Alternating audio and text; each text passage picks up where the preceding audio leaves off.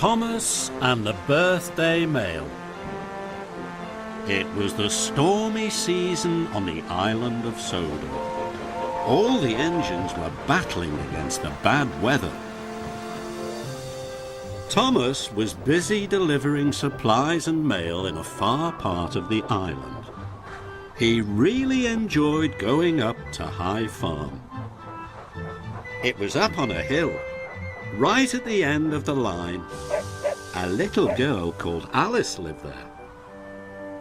Alice and Thomas were good friends.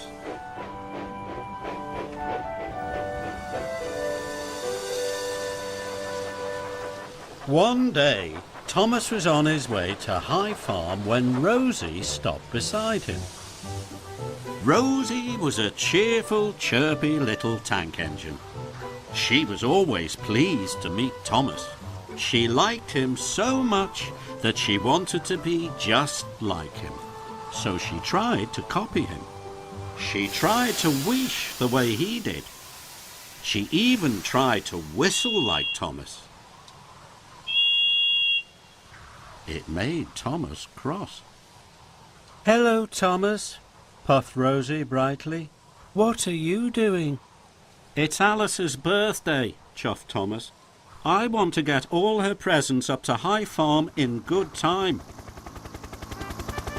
Just then, Harold the helicopter arrived.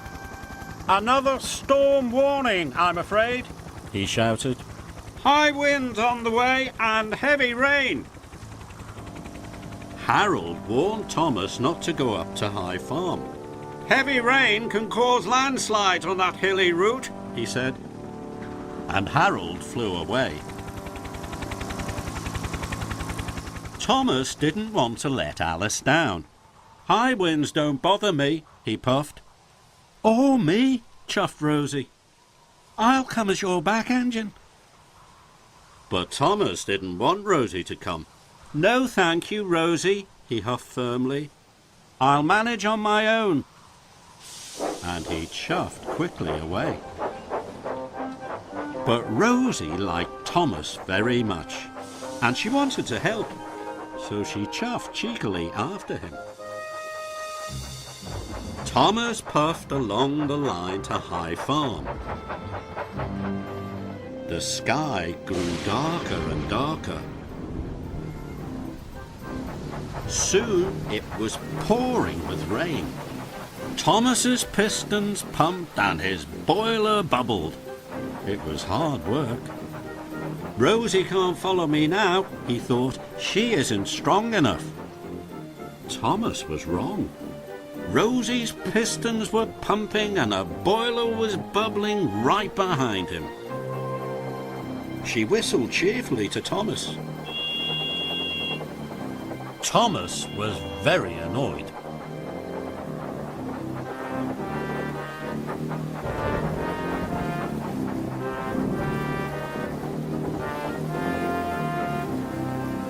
Soon Thomas came to a junction. One way was the longer, easy way to High Farm. The other way was shorter and much harder. Thomas knew that the longer way was safer. "But I'll take the shorter way," he wheezed. "Then Rosie won't follow me. She's not strong enough." As the storm raged, Thomas puffed furiously up the steep track. Thomas was almost at High Farm. He was sure Rosie wasn't behind him now. "I won't be seeing any more of her today," tooted Thomas happily. Then there was trouble. Earth and stones tumbled down the bank and blocked Thomas's track. "Cinders and ashes!" cried Thomas. But he still wanted to deliver Alice's presents. "I'll just have to bash my way through," thought Thomas. And he pushed forward into the landslide. Thomas was up to his buffers in mud and stones. He tried to push on, but he couldn't. He tried to back out, but he couldn't. Thomas was stuck. Thomas felt silly. and very sad. "I should have listened to Harold," he wished unhappily. "Now Alice won't get her presents on time.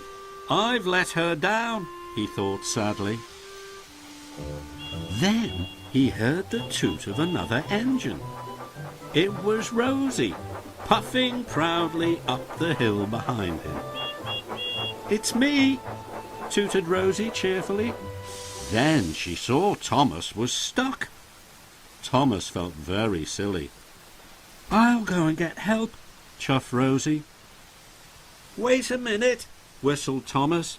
"Please, will you deliver Alice's presents for me?"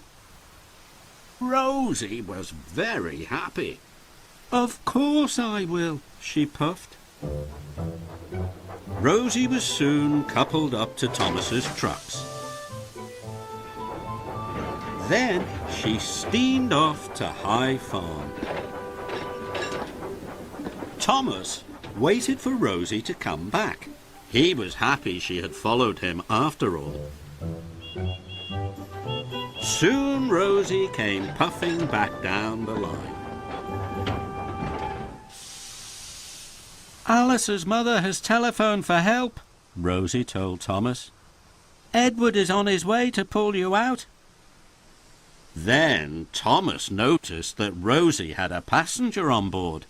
It was Alice. She had come to thank Thomas for getting her birthday presents to her. "I couldn't have done it without Rosie's help," Thomas puffed. "Now we can all celebrate your birthday together." Thomas tooted happily. And so did Rosie.